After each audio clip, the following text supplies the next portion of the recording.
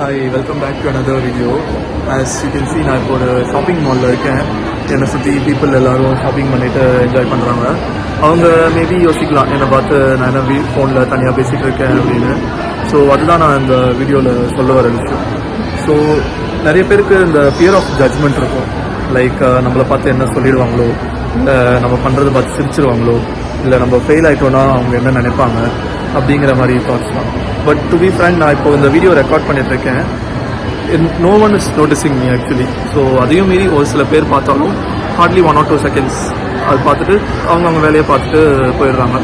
So literally people are busy with their own life. நாம தான் அவங்க என்ன யோசிக்கிறாங்களோ, நம்மளை பார்த்து சிரிச்சிருவாங்களோன்னு கவலைப்பட்டுட்டு இருக்கோம்.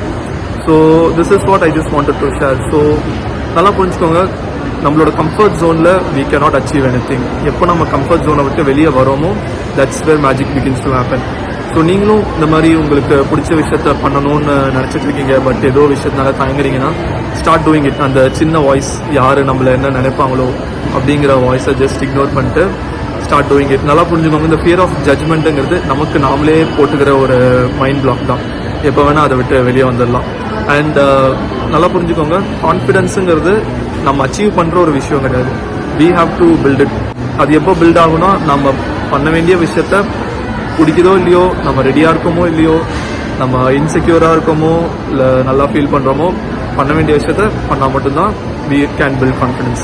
So this is what I just wanted to share. So let me know in the comments about your thoughts. I'll see you in the next one. Bye bye.